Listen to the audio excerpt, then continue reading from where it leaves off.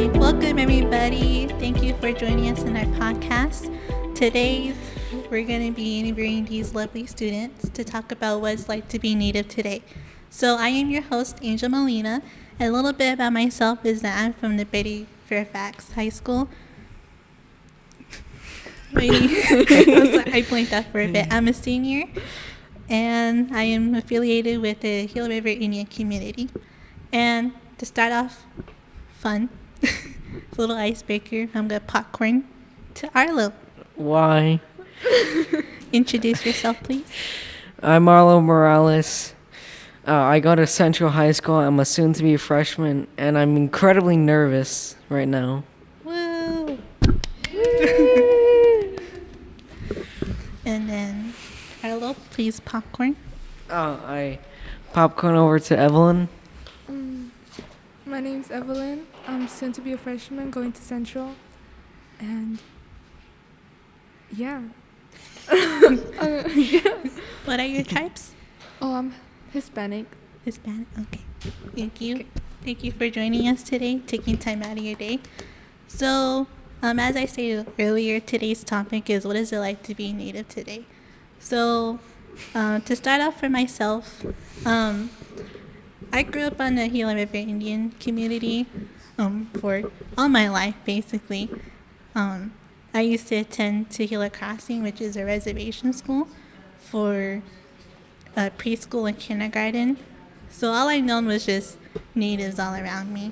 It wasn't until first grade when I went to Vista Del Sur Accelerated Academy in first grade is when I had a culture shock of meeting many different cultures. For me, it was very exciting, but also a little scary because, first day of school, very scared, don't know anybody. But I was very fortunate to have all of my classmates to be very nice to me, very inviting and such. So I was practically the only Native student at my school.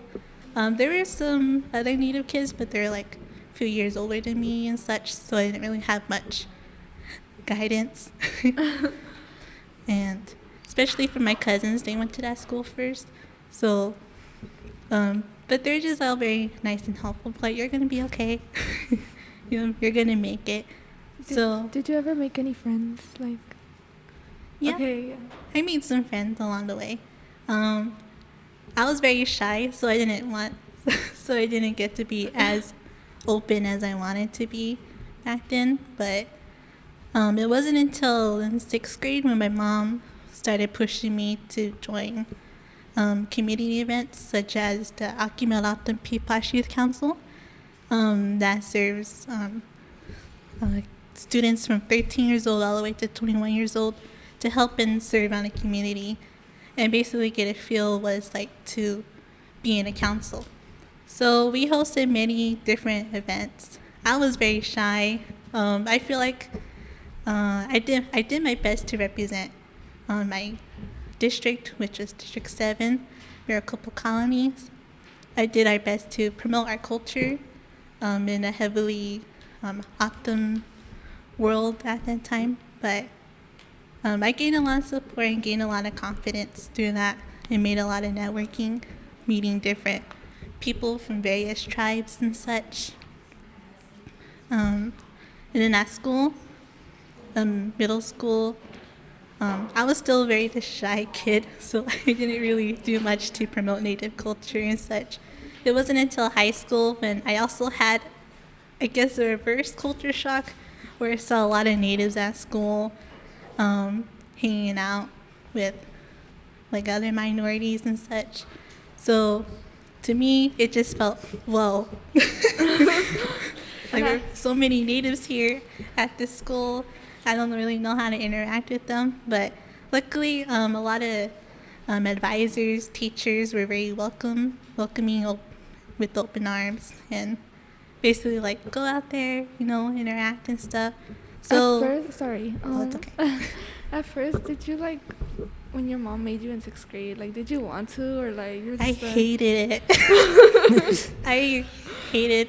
I felt like I had such resistance against my mom at the time, but I didn't really say much because I knew I was going to get hit by my mom. But I knew she wanted the best for me and wanted me to open up my shell a bit more, because I was the type of person who didn't really go outside that much or really is really interactive with my community. So, but I'm grateful that she did that to me. If I told myself back then, like, hey, you're going to be doing this, I would probably not believe you. It was very hard for me to open up. Like, if I talked in front of people, maybe more than 5 people, I would literally throw up. Like, I would start shaking and everything, so it was very hard for me. But I'm still, a little bit shy, but I do my best to go out and try to be open to people. That's so cool. I wish I was like that. So I'm not even that open. I'm just like... Yeah. So for you, Evelyn, what is it like to, be Native in this whole world, or, experiencing yourself as a Hispanic woman? Well, I didn't really notice natives until my dad got with a native woman, and then my stepsister. We got along very well, and I joined more native programs, and this is my first one, and I think I'm gonna keep joining them. They're kind of fun. They are fun. There are a lot of opportunities for you to, explore, such as this program. Enjoy podcasting for a little bit, get out of your shell. So, Arlo, for you, what is it like to be Native? It feels pretty cool. Throughout elementary school, I never seen any Native American people besides my family. That changed in the 5th grade when I met one of my dear friends. His name's Elijah. Shout out to Elijah. Yeah, he moved unfortunately, but he was a pretty cool guy. I keep in contact with him. That's good. Where did he end up? I don't know. I never asked. Okay. You just talked to him, but don't. It's okay. I feel the same too. I don't even know where some of my friends went to high school too, so it's okay. Oh my God, are you about to graduate? Yes, I'm about to graduate. Oh my God, you're getting old. As a senior, since you guys are younger than me, you guys have any questions, first of all, of me about to graduate? No? No. So how'd you go through with high school? It was kind of tough. My family is more really put pressure on education. So I went to honors classes since freshman until now. And basically I was one of the few Native students in my classes. So to me, I just felt kind of pressured to finish all my work and try to, earn that honors credit. And, I'll say it was really tough for me because I'm not used to the amount of workload that was given to me, or the teachers teaching in such a, very interactive way. Well, in my case it was. And for junior year, it was really tough for me. My grades were declining, not gonna lie. It was declining really bad due to the, pandemic. I'm more of a person who is in-person learning, being there with the teacher, interacting and such. So for online, for junior year, in my experience, was really tough. But for senior year, I hope that when our school opens, I hope that my grades will come back up. But, it's just that the workload is just really getting to me. So right now, at the moment, you're not at school? Summer school and stuff like that? Oh, I'm in summer school. I take South Mountain Community College courses, so I'm reading my credit that way. So, Yeah, okay. You got any questions? No. So I just say, just do your best, guys, Okay. Do your best, work your hardest, and it's okay.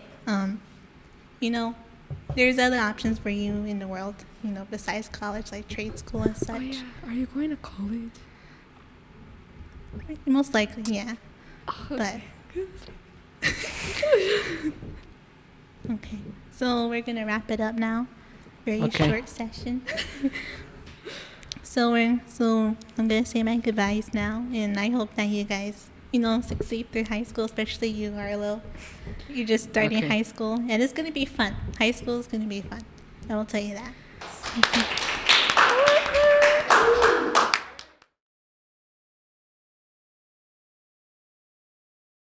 Hello, everybody. My name's Angel Molina, and I'll be your host today. And I'm gonna popcorn off to Ari to introduce herself.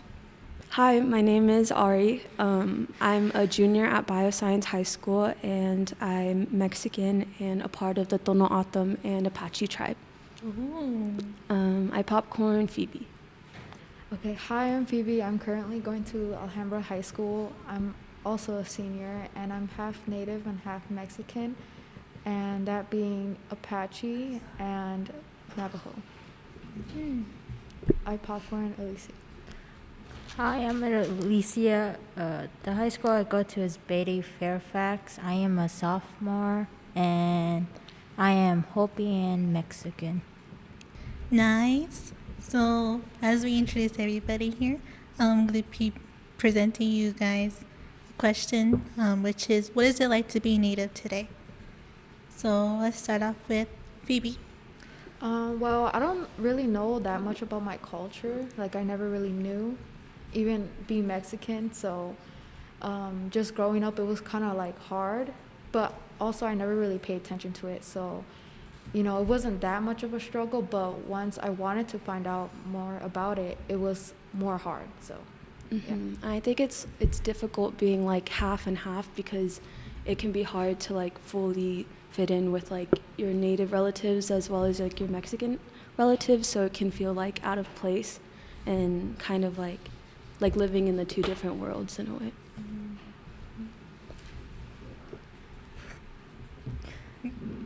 Do you struggle with that, Alicia? Do you feel like you had to be part of something or try to balance, I guess, two worlds together? Yes, I have experienced that since I was young. I was kind of like a shy kid, so it happened.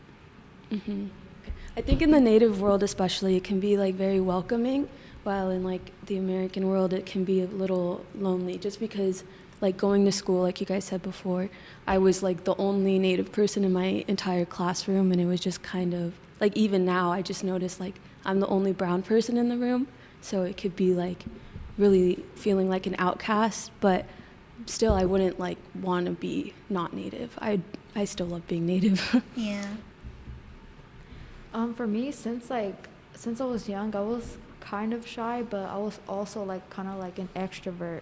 I try to like push myself into being that type of person because I can't always like stay in the shadows or anything like that.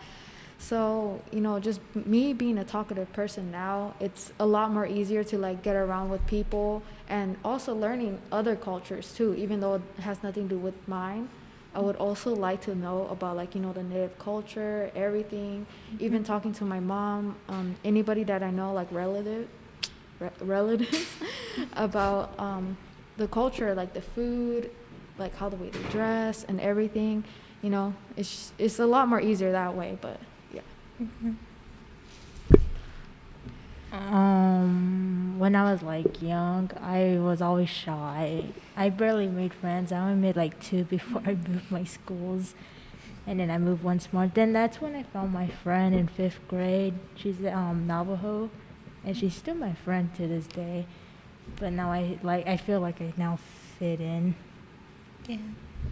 So, since you guys brought up like being part of Mexican culture, in your opinion, what are some benefits to being, I guess, half? You get to experience both cultures, like especially the food, because who doesn't like food? Exactly. Yeah, like there's different types of stuff that you can experience from both cultures, and I really love that. Also, you get to meet like a lot of new people. Like sometimes like like Guatemalans. Like they're kind of like similar like to Mexicans, but you know I can't say that they're the same exactly. So I meet like people like from different countries that are similar, and like being native. There's also people from other tribes who like, oh yeah, that's, oh my god, that's the same as like, you know, being Navajo or something like that. Yeah. Yeah, I think that's true. I really enjoy learning about like seeing Mexican culture, even though like I'm not that invested in it as much. But yeah, it's a really good benefit to have. I like it. And I'm gonna have to agree with both. Yeah, it's very interesting to learn about both sides of the family. You get to see how big your family tree is and everything. Yeah. See the beauty in both worlds.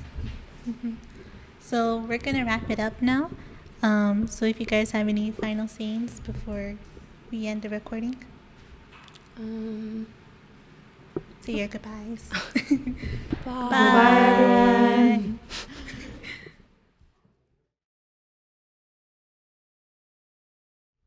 Hello, everybody. I'm your host today, Angel Molina, and today we have a few lovely guests here today. So I'm gonna popcorn off to Miss Anaya to introduce herself. Hi, my name is Maria Anaya. I'm a student liaison at Fairfax High School. My tribes are the Santo Domingo, Pueblo, and Navajo from my dad's side, and also my mom is Mexican, but I was primarily raised Mexican. I will share out to Robert. Aliasam Chanyewa, Empo Nombre Roberto Kiwis. Hello, my name is Robert Kiwis. I'm a Pasco Yaqui. I'm a student advisor for the Phoenix Union High School District, and I currently work at several schools. And I'll popcorn off to Ms. Linan Yazi. حياة شئلين يازينشة توهدلين نشلو دو ما يدش جني بشتشين تكنزتني دش تشيدو كياني دشنله. Hi everybody, my name is Linan Yazi and I am currently the Native American Specialist for Phoenix Union High School District. Yay! So I'm gonna ask you a few questions here today. So the first one is, what is it like when you were a kid on the res? So Miss Anaya. I was not raised on the res. I was raised in the city, but I was raised in South Phoenix, so I got to see like the Gila River community. But as I became an adult, when I had kids, my kids' family is from the Hopi Reservation, so I frequent there a lot. So I could talk a little bit about that. But I had a culture shock because I wasn't raised on the res and I'd never been to a community that had no water, and so I learned how to haul water and do different things like that. So it was an interesting aspect coming from where I came from. So I can share, I mean, I grew up on the reservation, Navajo Reservation, and so many, that's a loaded question because there's so many memories that I have from growing up. Everything from herding sheep to shearing of the sheep, the wool and processing all of that for the weaving. Going down into the canyon, I grew up near Canyon de Chelly, so my family would go down in the canyon, we'd plant, corn and squash and beans and things like that. And, just playing in the canyon, in the water, driving through there. And so I had a lot of those wonderful experiences, as well as being able to be part of, a lot of ceremonies that we had going on. And so it was very similar to, what Maria's talking about as far as like having to haul water, not having that electricity and but it's something that you don't really realize that you're living without because, it's just kind of part of everyday life being like a res kid, spending a lot of time outdoors. We would be gone outside of our home all day long playing, in the ditch or in the in the wash, things like that. So we had a lot of outdoor, experiences. And so my culture shock came when I started college and came to ASU, and there was just, pavement everywhere. And so for me, that was very different because I was very used to, having dirt everywhere. So that was a big change for me when I, leaving the res. Well, I didn't grow up on the res as well either. I grew up in Guadalupe, but it was just like the res, their experiences. We had a lot of families, including myself, that lived in adobe houses. We used outhouses, candles and kerosene lamps for light. It wasn't until like, I think my first grade year that my grandfather got utility poles and we were able to have electricity. But we just wilded out as kids. I mean, we were barefoot, running around with, snot hanging out our nose and, just barefooted as could be in 110-degree weather and just playing whatever, making bows and arrows and having, rock fights and just being kids. There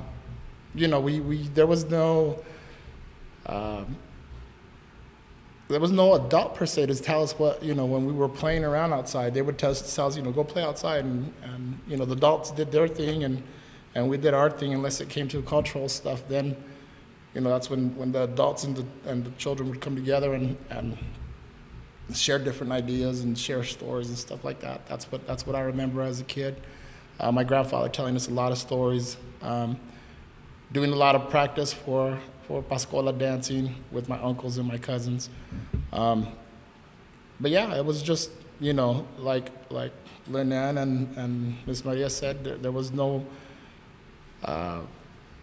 we didn't know that we were poor. We didn't know that we were, different. We just lived our life, and, like I said, cultural shock came into school because I didn't know how to sit down and behave for a limited time. I was used to, like I said, wilding out and running around crazy, So, but yeah, that's what it was growing up for me. And like I said, it wasn't the res, but we did a lot of things that were similar to the res, raised a lot of animals, chickens. Yeah, it was cool. I wish things were that simple again. And very limited access to electronic devices. Yes, limited access to a lot of stuff. I didn't know, for those who don't know, Guadalupe is just right next to Tempe. I didn't know anything outside of Guadalupe. Baseline and 48th Street was the farthest I had gone until I was about 18. And that was the first time I went out of Guadalupe to, to actually go play in a baseball tournament. Yeah, I think I had only been to like a McDonald's twice. So yeah, things were very limited. There wasn't a whole lot available to us, but we made the best of what we had. So you absolutely got the res experience. For us growing up, I grew up in the center of the reservation, and so just to drive, just to go to a movie theater, you had to drive an hour and a half. To go to any large grocery store or a Walmart. Well, to go to Walmart, it's like an hour and a half away. Yeah. Trips to the Indian hospital were like a field day. It was, you pack your lunch and you're gonna be gone all day. So. I look forward to taking my kids to the reservation so they could take them away from the grid. And just enjoy their families and the community in general. So I was like, go play in the village, go run around and get dirty. And yeah, they make fun of me now, but it's just I feel happy just keep myself busy while I'm watching that, because they're used to staying inside. Like growing up in Phoenix, that's today's kids. They just stay inside, be on their devices, and they don't go out no more.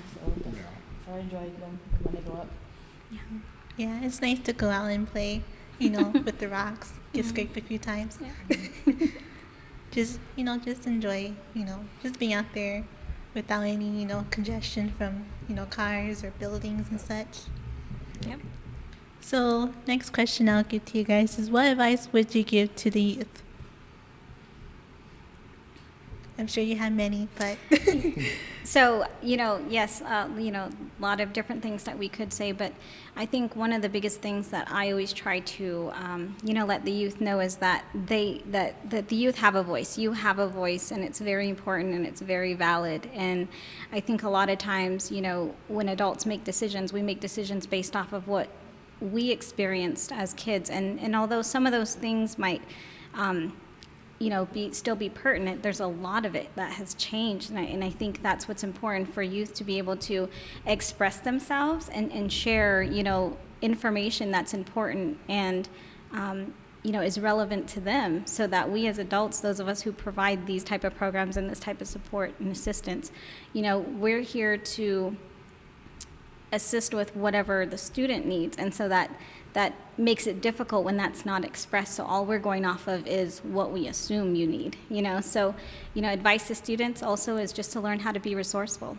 Go out and find your information, ask a lot of questions, and realize that you come from a very resilient background, of very resilient people, and not to be afraid, of that. We're here for a reason, and our people have survived for a reason, and that just gets passed on to the youth, and you're up next, So that's kind of what I would share. I'm thinking that's a really good question. And coming from a multicultural background, multiracial background, is trying to find a way to stay connected to your family and community background. I didn't know this is so hard because it's so in tune with the technology, like everything that we're facing, that we get lost into that culture.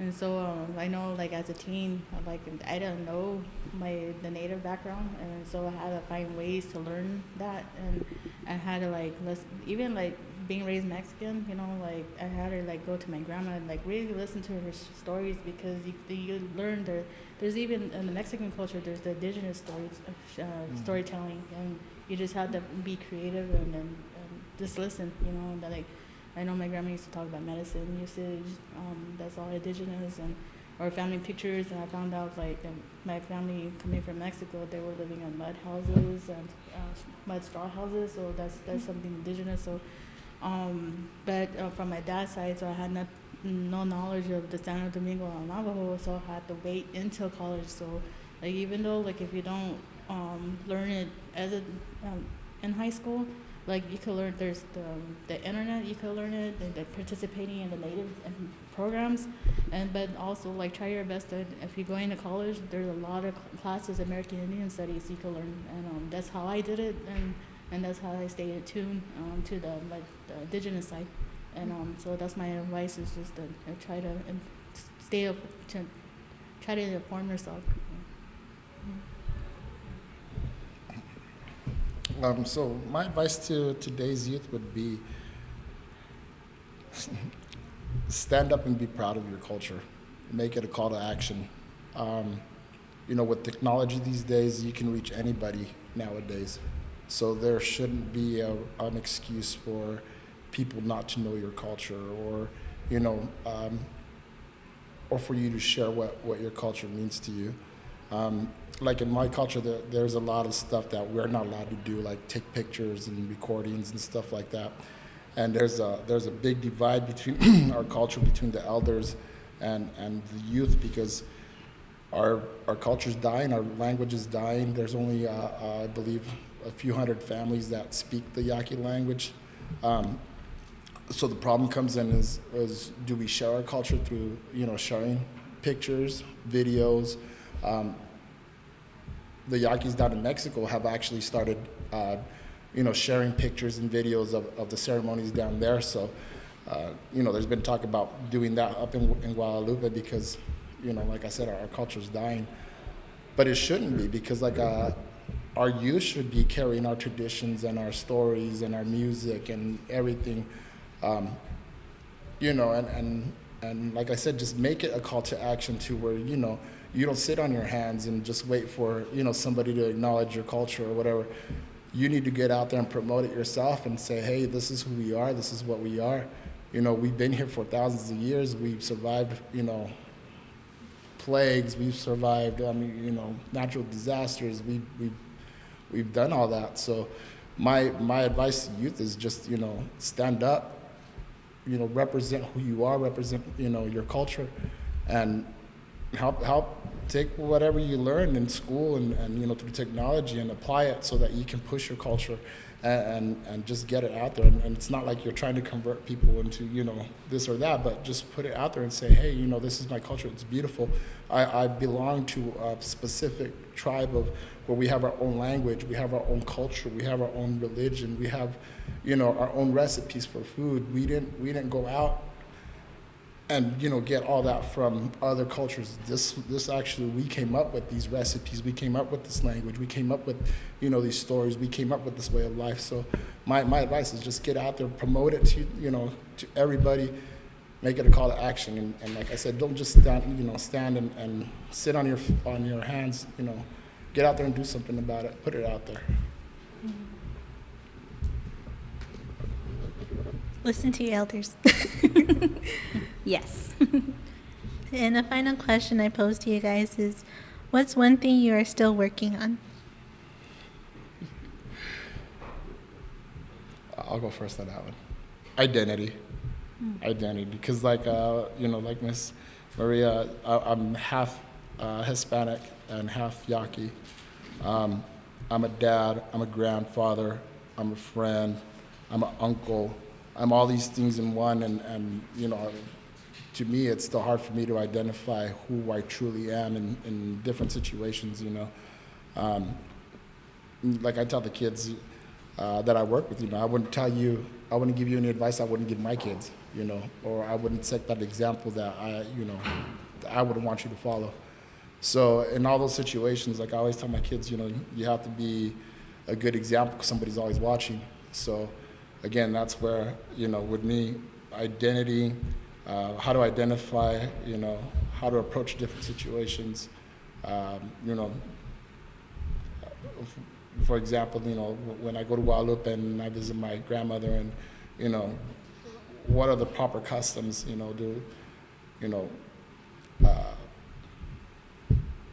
just identity. I think we all struggle with that, and that's just me.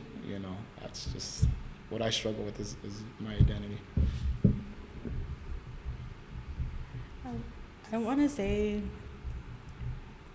what kind of teacher I want to be, because I'm currently taking classes in the master's program. I'm studying to become a history teacher, and more specifically, like Indigenous teacher. And I've been working with the Native youth for a very long time. In fact, I probably never got out of it since high school. I volunteered with the Native program for a few years until I became an advisor. And then after advisor, I still volunteered. So never got out of it. But as an educator, I want to see the students do better for themselves, no matter what they came from.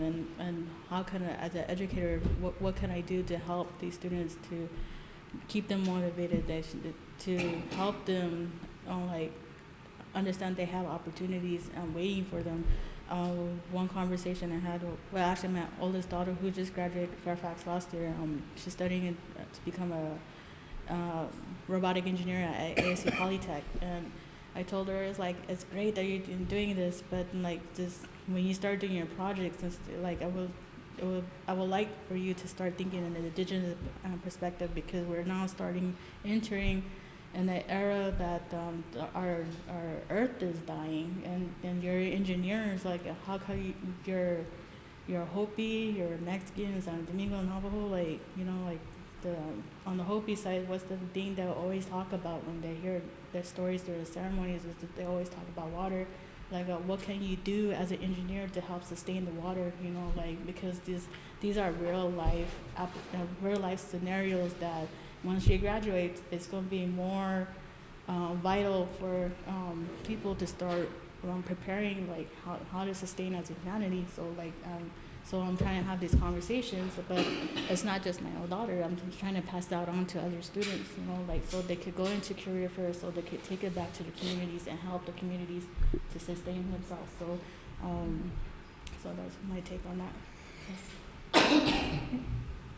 I think for me, just a couple of quick things. Just visibility is a huge one. When we work in a district as large as Phoenix Union, which we have 21 high schools, and so that's a lot of students, and we want to make sure that our Native students and our Native staff and our Native program is visible with our district, knowing that that we are important. The representation matters, and just knowing that that's visible within the curriculum, within our schools themselves, and that it's represented in our staff members, things like that. So that's kind of in the professional level, that's where I'm looking at. My goal is to help our students be more visible so that, they are taking advantages of the resources and all the opportunities that are available for them. So that's a big one. Personally, it's more on the education front. I do have a master's degree, but I have a goal to get my PhD once I know how I can use that to further support our Native students. Gonna be Dr. Yazzie now. Yeah, years down the road, but yes, that's a goal, yeah. So we're gonna wrap it up now. So do you guys have any final words you want to say to this podcast? I just want to say to the youth to just hang in there, just keep going, and there's you always have the staff, the Native staff, to help you along the way, even the Indigenous staff, like outside of the Native program, because there's Native teachers, classified staff, they're everywhere. I just found out recently that we have so many Indigenous background teachers at Fairfax High School, and I was kind of shocked about it. I just had this conversation with Lenan the other day. So, yeah, so we're there for you. You just need to seek it out, and we'll help. Yep, and that was going to be my comment, is we're here for you, anything that you need, and we're here to support whatever it is that you all are interested in and want to do. So, yes, please, again, your voice matters, so share it. I would just say dream big and be ambitious when you're going after your dreams. Don't let anything stop you, and take that dream and help your people with it. So this concludes our podcast. Thank you, everybody, for taking time in your day to, listen and help support this podcast. And thank you, everybody. That's it. Thank you, Angel. Thank you.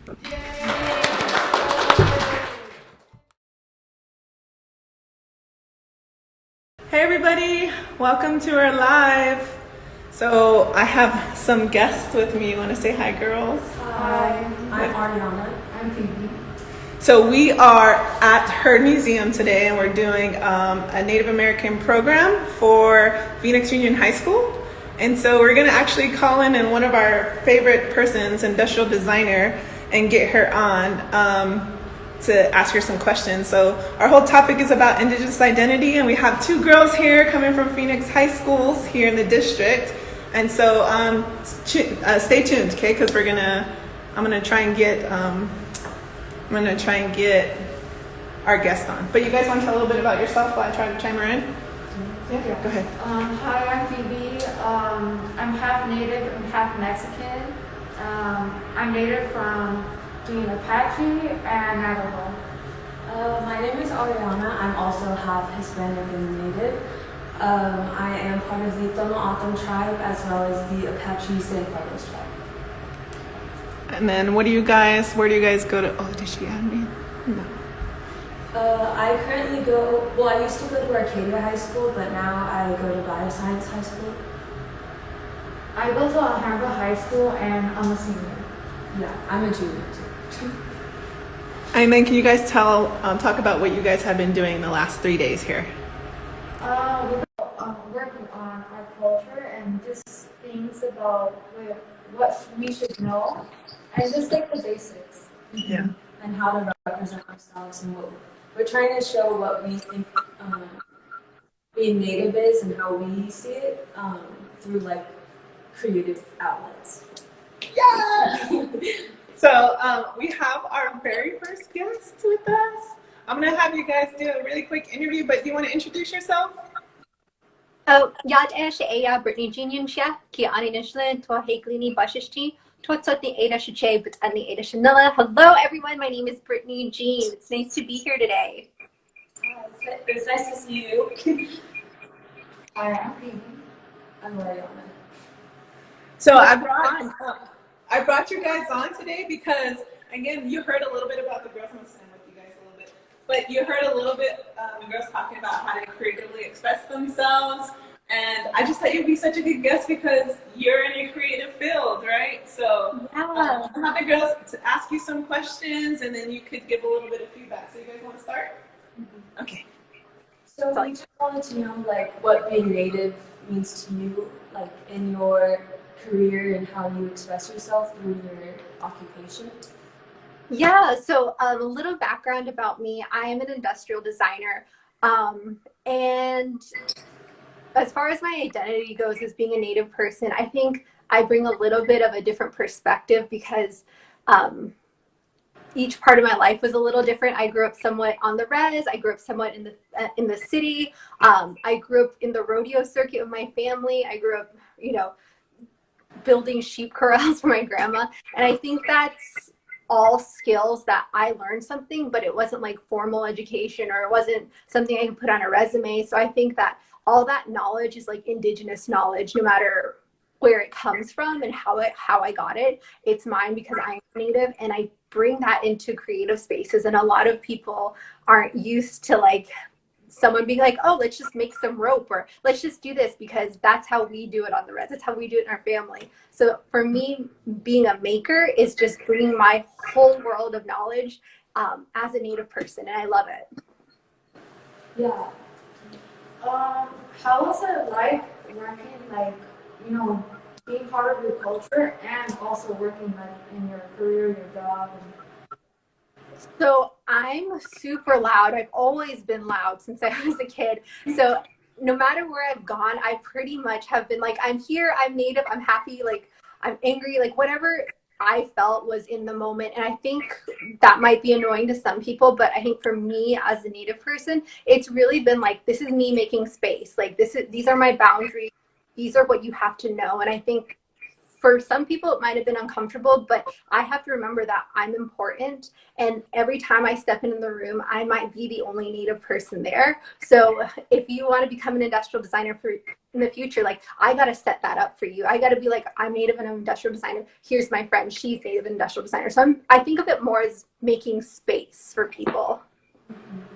Did you ever find like any hardships within like your career and being Native? Yeah, I think I like to say art and design are very similar, but they're not always the same. So a lot of people, when I changed careers, actually, I was in the health field for a long time. So when I changed careers and decided to become a designer full time, everyone said, oh, you're quitting medicine to become Native arts and crafts person. Like, I don't think people understand how much design is incorporated from the way you drive your car, from the way you build things to help you. Like there's such a big world and we design it. And I think that was one of the biggest struggles for me as a Native person, to say like, I'm not just Indian arts and crafts. That's such a bad stereotype. And even if you do make jewelry, if you do choose to be an artist in that way, that's fine. It's beautiful. Art is the one thing that, people remember of civilizations and important like memories for culture. So I think making the point that I am a designer and what Natives do is important was just always a struggle, and people still struggle with it, but I'm here to set the record straight. Yeah, so when you said that you switched careers, like you were first in like health, what are the things that people said to you, and did you ever feel like you wanted to quit or something, and why did you keep going? Wait, can you repeat that again? Oh, so when you switched careers, you said that there's like people who said some stuff, and did it ever make you feel like you wanted to quit, and why did you keep on going? Yeah, so that's a really personal question for me, because when you say you're going to do something with your life and change, a lot of people aren't used to that.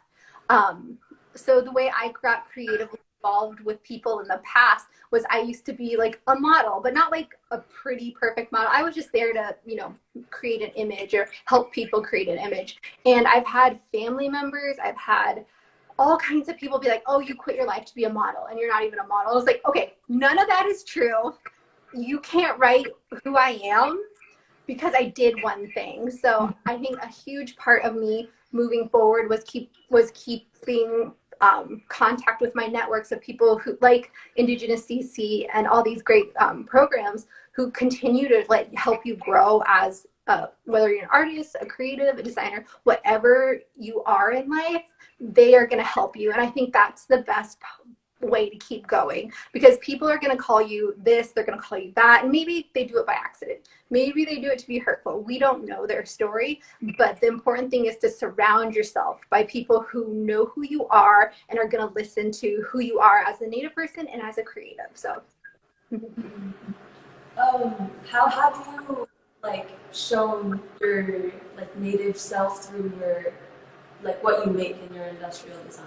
Like, do you incorporate anything specific or meaningful to you? I think that's a great question for Native people who are in industrial design, because a lot of people think like, oh, I'm only going to do step patterns, I'm only going to do this, I'm only going to do that. And that's so important to have visual identity as a creative.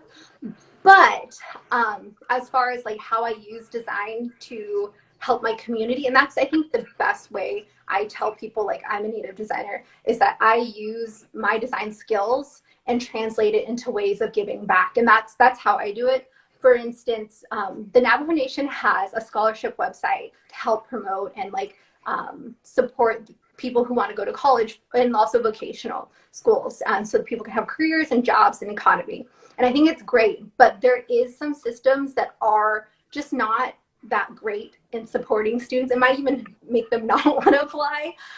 So as an industrial designer, or as a designer just in general, I started thinking about redesigning the website and actually maybe creating an app so that I can apply on my phone, and maybe I can talk to someone if I'm having mental health issues or I just have no money. Like then it uses technology to support my community, and it uses design practices and listening and the skills I learned in my master's program. So I think that's how I use design to help my community and be a Native person. Do you have any questions for the girls? Yes. Can you tell me again what you both want to do? I want to be like an animator or a comic book illustrator. Just anything that has to do with animation. I just love everything about it. Okay.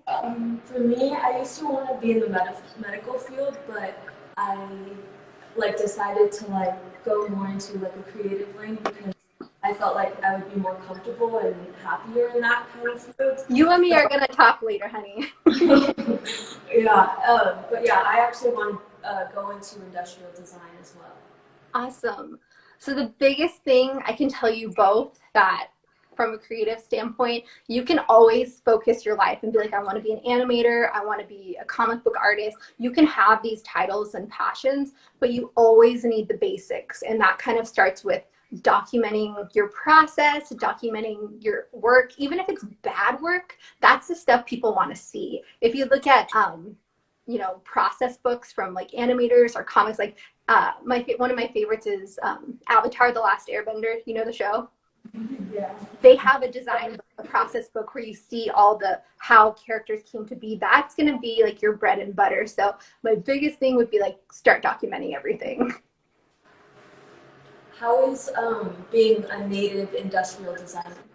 Do you think that it's any different than people who are non-Native? I have this discussion a lot, and I wish I could be like, it's so different or it's so the same. I don't have an honest answer, because there are some days that parts of me feel like, oh, the reason I know this is because I learned it from home, or sometimes they make you do tests or studies and you're kind of like, that's common sense, like on the res we do it like this, and that makes so much sense to some people, and then other times it's like I have no idea what they're talking about. So it varies depending on just your experience and your knowledge. But I will say there are only a handful of us who go into this profession, but the thing that like is crazy to me is that if you grow up in a small town, or you grow up in like maybe a less prosperous area, or just have a upbringing where you're making stuff and you're finding solutions, I want to say you're a designer already. Even though my grandmother never went to college, she didn't finish high school, she didn't finish grade school, that woman can weave, she can make anything, she can build anything. And so I think that's important to remember. Like, yes, being in the field with other people who have the title is very different. Like, I'm always the only one in the room like myself. But when you talk about what designers do, what industrial designers do, they're doing it all the time. Mm-hmm. Britt, thank you so much for joining us and answering the girls' questions. Like, I'm so hyped because these girls killed it inside. Like, we did a whole little spiel, like, and everything. They killed it. So I have no doubt that they're gonna like keep going on and just, you know, being that representation for everybody else. And thank you for, you know, being a support for the girls. I mean, they're gonna probably connect with you afterwards. But do you guys want to share anything else? Like, how are you feeling? What are you thinking? Are you nervous? Yeah, it's nerve-wracking, just like being on camera for the first time, but it's really fun and enjoyable, and it's like a welcoming. Well, I when I was younger, I actually kind of wanted to be an actor. So like me being on camera, I'm like, dang, this is how it's gonna be. And I was like, no way. Yeah. It's so different. I think that no matter what you girls do, it's going to be great because you're already participating and getting yourself out there and trying new things. But everything you do now is just going to make you like a stronger whatever you want to be. A lot of times, like I'm on camera because I explain my work on like a YouTube series. I explain it when I'm with people or even when I'm like publicly speaking. You guys are going to have to be comfortable. I mean, maybe looking at yourself or just being in front of other people. So I think you guys just coming here and like being a part of something is like, it's great. Love it. I love it. I love it all. You guys are awesome. I think that's all we have, huh? Yeah. Thank Well, thank you for talking to us. We really enjoyed interviewing you. Yeah. Thank you for having me. Thanks, Britt. We'll be in touch. And again, we want to give a shout out though because we have a couple of designers, Indigenous designers. The shirts that we have today was design collab made by Brian Ski. So shout out to them. I wish I had a button that made sound. And then the mask that we have was actually made by May. I'll tag them, but this is her mask. But it says, "My existence is resistance." So it's MIW. So again, thank you so much. Thank you guys. Yeah.